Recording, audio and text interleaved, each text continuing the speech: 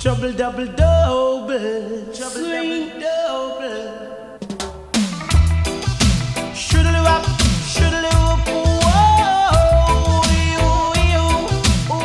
you go through fear, you go through excitement, there's disappointment, there's jubilation, there's anger, there's frustration, there's laughter.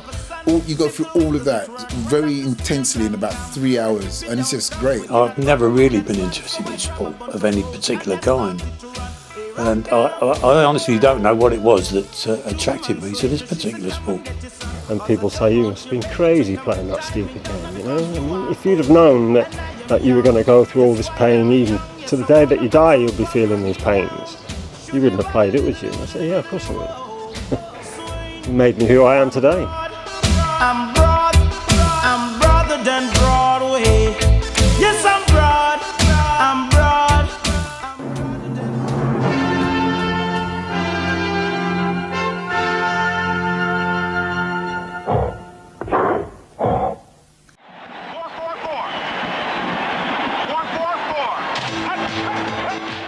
Like many people, I think Channel 4 introduced me properly to American football. Like a lot of people, I thought it's a load of fat blokes in body armour because they were too scared to get hurt. Then when it started on Channel 4 in 1982, I thought, well, I'll watch it, see what it's all about.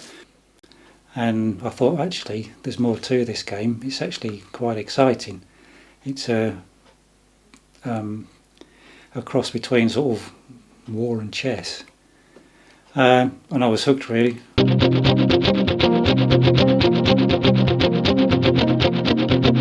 The Milton Keynes Bucks started in 1982, and they were founded by a chap called Radcliffe Phillips, who was an American, and just decided to, as he was living here now, to try and put a team together.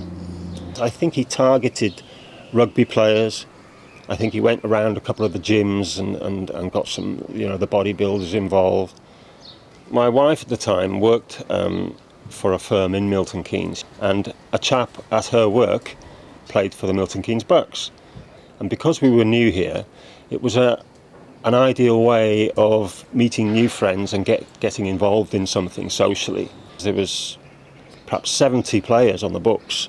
So, and as soon as you join the team, then you've got 70 new friends. Of course, all their family and all the things that they do, and they go out. So, instant joining into this big social group, which is exactly what we were looking for, really. In 1983, the three top teams in the country were the London Ravens, which nobody could get anywhere near them, Birmingham Bulls, and the Milton Keynes Bucks. The first match I went to was the Bucks versus Northampton Stormbringers. They had a crowd of about 4,000 there that day. There was something about the game that probably the violence, I don't know, but that sort of clicked with me somehow, and I got involved. I spoke to the chap that ran it, Mr. Radcliffe Phillips, and he asked me if I would help out with the supporters club. First game in September '84, they played the Croydon Coyotes, won 46-0, and I really enjoyed it. I thought, yeah, this is good. Went to the following home game, which was the last game of the season, against the Leeds Cougars. Again, they won quite easily, and they were my team from then on.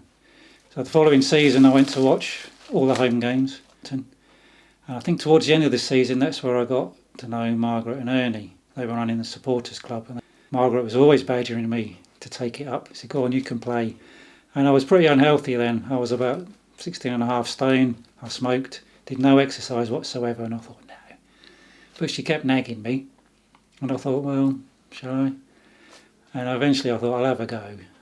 Kept in contact with Margaret and Ernie after the season had finished, and the Bucks folded, but a new team was starting up, and they were going to be running it. Found out when the first training session was and went down, and that was that. I was a player after that.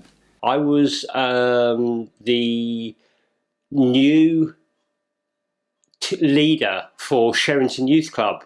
A couple of the lads said that they'd been to the bowl to watch American football, and could we get somebody in to talk about American football? One Monday evening, a young man walked in with his kit who happened to be somebody that I'd gone to school with, a gentleman called Theo Hall. For the next hour, he sort of talked to what it was, how it was played.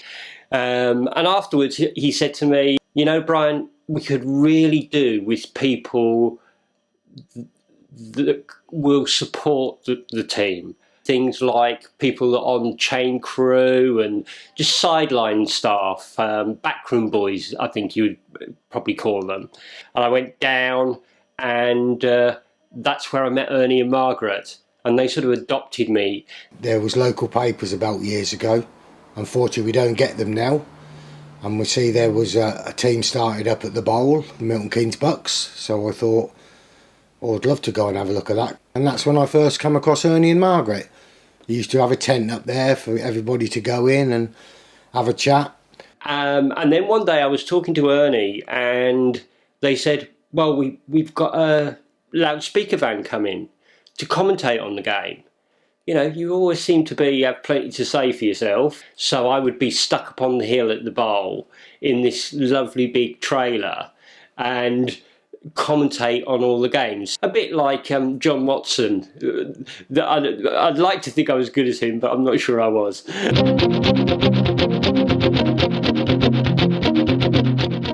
The downfall of Milton Keynes Bucks, from my perspective and a lot of the players, was its success in many ways. As we were one of the top 3 teams in the country, and as we had a fantastic venue to play at, which was the Milton Keynes Bowl, we attracted quite a number of good sponsors. And that was one of his fortes. Radcliffe Phillip, the founder, was talking to people and getting sponsorship from them. So the money started pouring in to such a point where Radcliffe Phillips decided that he wanted to cash in on it.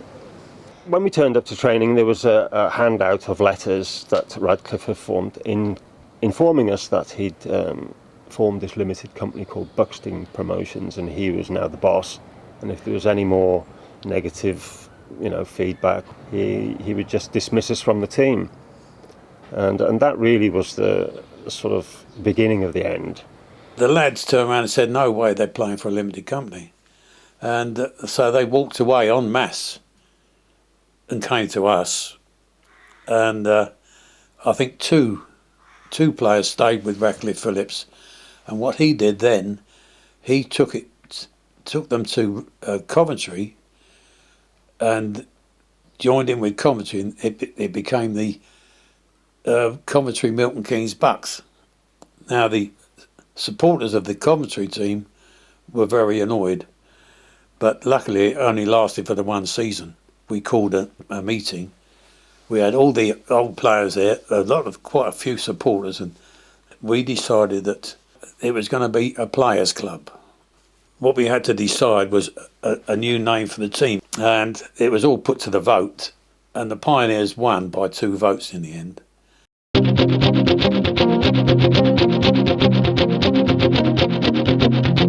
The problem was that the powers that be, the leagues, I mean there were so many of them, it's unbelievable, but they wouldn't let us in a league because they said we were a new team, which obviously was rubbish because it was the Bucks, basically. So we organised 7 friendly games. We travelled to Bristol, Cardiff, Manchester and to Barnsley. The game we won 128-0. The fantastic thing about that game was that at half time we were beating them 68-0. So we said, are you going to concede? They said, no, we want to play. So they came out and played the second half, and as I said, the final score was 128-0. In the bar after the game, the atmosphere was tremendous because they said to us, so you beat us, but we learnt a lot today. It showed the sportsmanship. It was fantastic. Personally, I decided to go and start another team called the Bletchley Bees. The Pioneers had heard that some of the old players of the Bucks were playing for the Bletchley Bees now for fun, and they used to come down and watch us. And then we decided, look, this is crazy. Why don't we just join together and become? We'll lose the Bletchley Bees and become Milton Keynes Pioneers. So that's what we did. We joined together, became the Pioneers.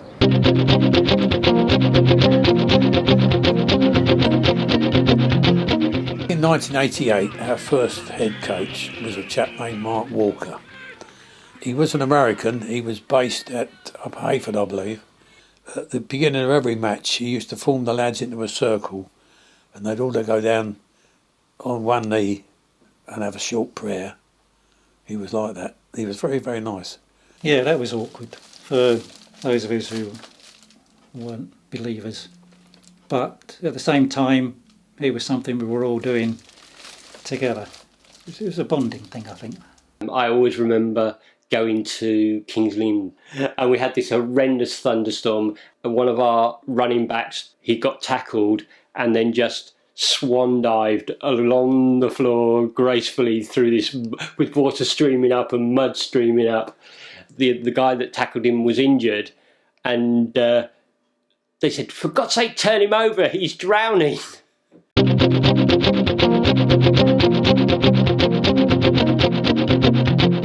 Kurt Smeeby, he was a coach in 1990. He coached a lot of teams in the UK and was one of the best coaches in the country in his mind. Others might differ in their opinions of him. He came in and he had a system that he used, and he tried to impose that on the Pioneers, and it didn't work, and it was never going to work. It was a wrong way for us to play. Normally, when a team loses all their games in one season, they lose players. But luckily, we kept most of our lads. Probably the most memorable season for me. We were quite a small squad. We were mostly local lads, and we just went out and played for each other every game, and it was a good time.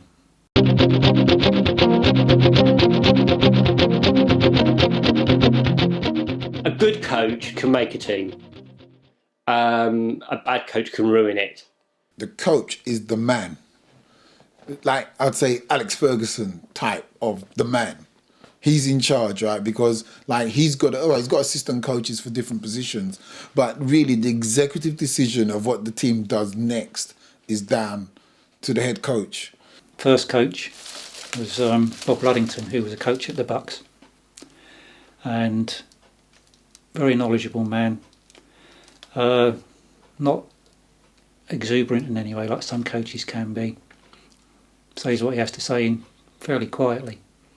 But his manner demands respect. Success of a team was dependent on its coaching, and because we were really lucky as the Bucks and the Pioneers to get some good coaches, it's what really propelled us up the league and gave us the success that we had. For someone who's not in the game, it looks like a bunch of guys just running around, crashing into each other.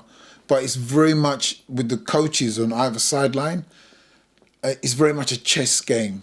Because it's all to do with yardage, to the next down, how much time's on the clock, all those kind of things. A lot of it was motivation and mindset to get you to a sort of a frenzied state. The Milton Keynes Bucks defence, they were called the Maroon Monster. What they used to say before going out to a play was seek out and destroy, and they meant it, every word. I learnt an awful lot from them, so much so that I ended up coaching myself. We formed the MK Pathfinders, and in 1999 we went from a team which had drawn one game to 10-0 national champions. I'm glad my wife's in the other room so she can't hear this. That was probably the proudest moment of my life. I became a England coach and was then asked to join the GB team as a coach.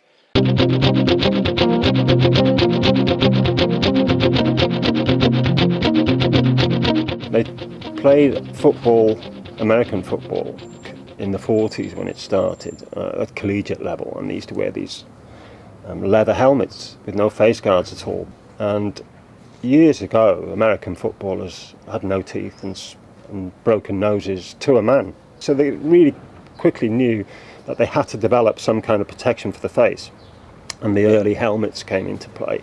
But as soon as you have a hard shell helmet, then you've got an incredible weapon. And if without any of the other padding, if you just played with this helmet, you would break people's bones with it. So I've seen so many injuries. I've been injured myself great many times in all over the place. I remember playing with broken ribs, and I had a rib protector on, and I had to go to the doctor and get a cortisone injections the day before and take painkillers to go on the field and play. And I remember feeling them moving. I could feel them creaking while I was running. Yeah. And I remember in the early days of playing football, I'd go to work the next day. For the next couple of days after that, I'd be aching, I'd be paining, my back's hurting, knees hurting, shoulders hurting, you know. But hey, that's what it's about. This is what I'm saying, the gladiatorial nature of the game, the helmets, the pads, you know, man against man, that kind of thing.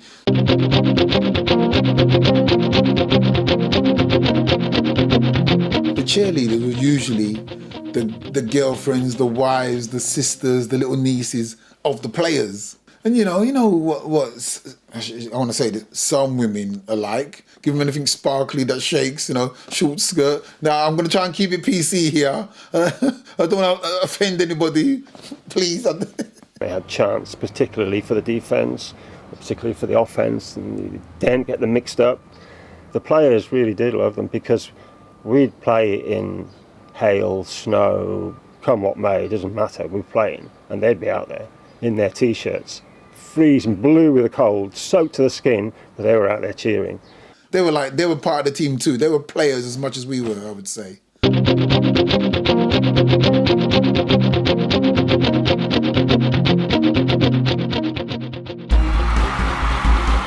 We're in Division 2, and that season we were 9-1 on the season.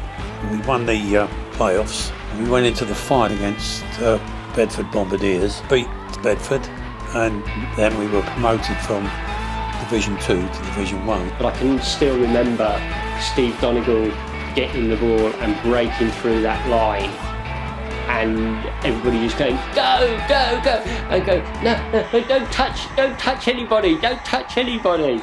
And, you know, that moment when we picked that trophy up. For Ernie and Margaret's benefit, for all the hard work and commitment they put in, winning that Division 2 bowl capped it off for them. They're a wonderful couple, and I think in the end they got their just reward.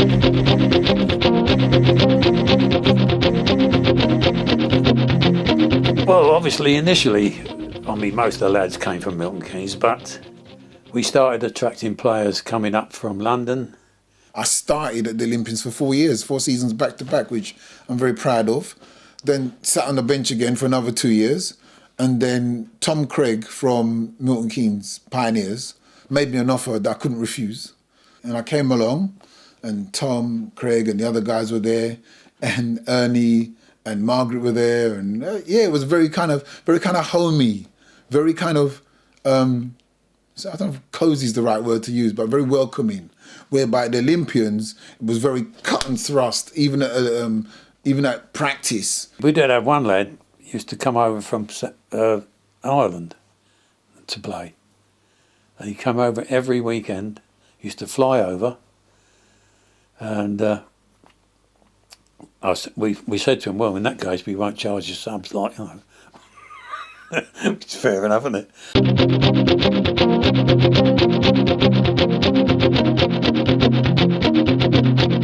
Our fans, when we were the Pioneers, we used to play down at Manor Field, and we used to get quite a few local fans then when we had a home game, and they'd all have, you know, the air horns and all kinds of things. They'd all have the badges and the T-shirts. That made a big difference. We travelled the length and breadth of the country. We met some fantastic people. We had some fantastic times, irrespective of the result. One thing I can honestly say is everybody were there, always gave 100%. Win, lose or draw, we always had a fun time. The coach trips were always fun, even on the way home if things hadn't gone so well. Everybody was really jolly.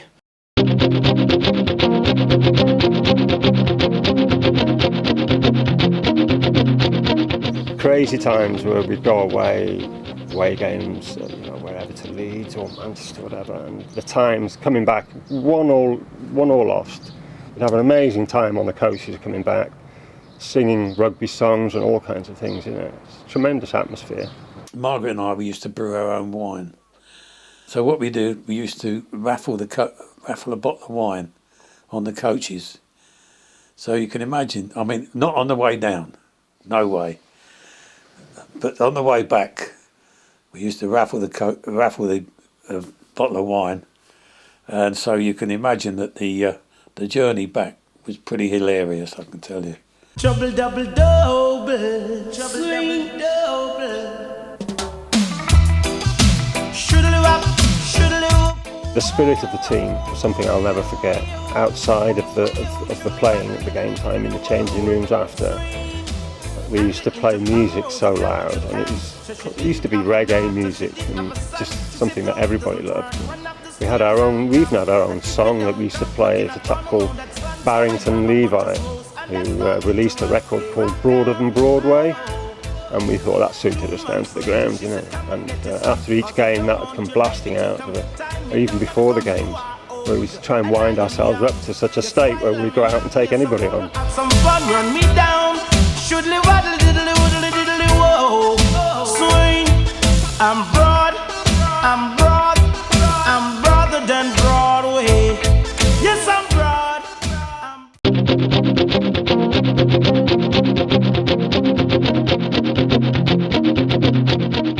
If you talked about the Milton Keynes Pioneers, the first thing people would say was, "Oh, that's Ernie and Margaret." There was always an ear if you had a problem. They'd always listen. It didn't matter about themselves. They'd listen to everybody else. Basically, they put their life on hold. That family feeling, it really kind of flowed down through the team, primarily from Ernie and Margaret. They really made you feel wanted, and they made you feel supported. They cared a lot about us, and that was quite obvious in the way they treated us and looked after us in many ways. Margaret attended all the training sessions, all the matches. She helped to strap people up before games. She would do anything that needed doing. And she mothered us, which we loved. You can't go wrong. Ernie, cantankerous at times, but that's part of his nature, and he was a guy who got things done, and we all had a lot of respect for him.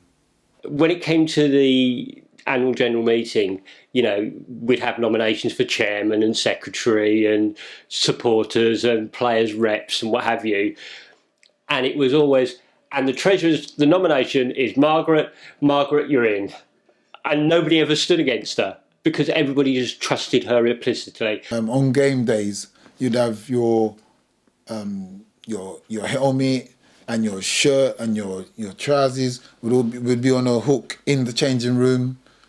So all you had to do was turn up and just get changed and get out there, And then after the game, they would make sure we'd have sweets and more refreshments, sandwiches, Margaret's famous bread pudding, and they'd really be like real mum and pops about it, It was like, they're just like everyone's mum and dad or, uncle and auntie. They were fantastic. Margaret only kept the club going really for all those years. And it introduced a lot of people to each other who are still friends today, 25 years later, and close friends as well. So I'd like to say thank you to both of them for doing that for us.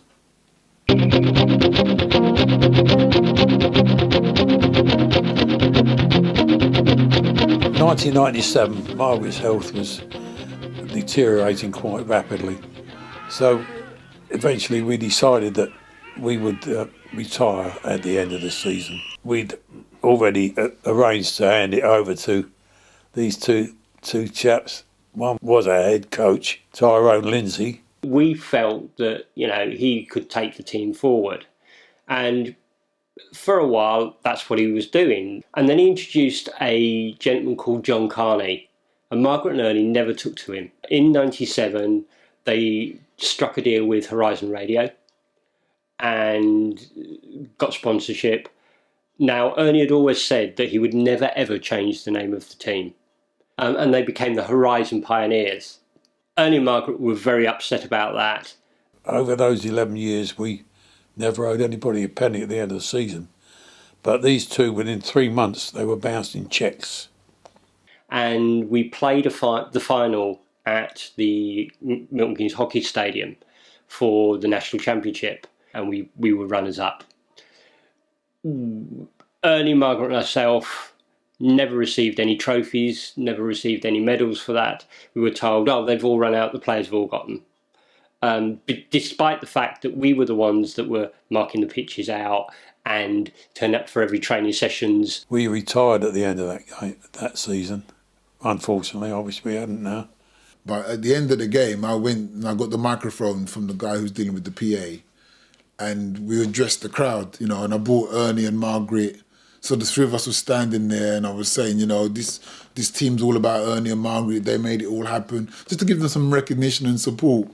And, you know, it was really like a touchy moment, because they had a little tear come to the eye about it, and Ernie still speaks to me about it today. And in fact, the senior team only lasted another few months. I think they played a couple of games in France, and the players just drifted away. It had lost that family feeling.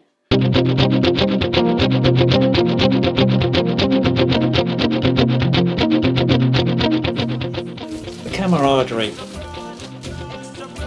Learning to interact with people from all different social spheres, from all different backgrounds, all different ethnic groups.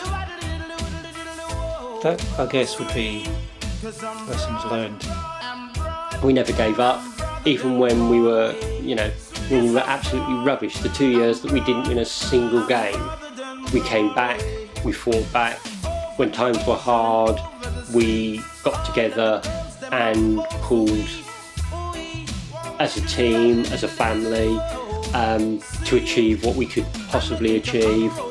And yeah, I think it's very much a life lesson for me. Coming out of football, having a keen interest in personal development, that fits in like dovetails, hand in glove, with my journey in life beyond football. So it's like I've carried a lot of the values and the culture of American football further on into my life. Oh, it completely changed us, our characters, absolutely. The ethos of winning, and that mentality of being self-motivated and self-starting and not needing to be prodded and pushed to do things, and that winning was really, and success was really important. That changed a lot of us.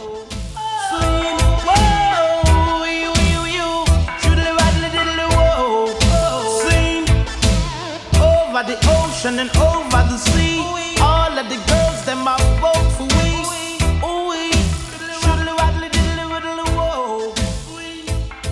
Here I come, here I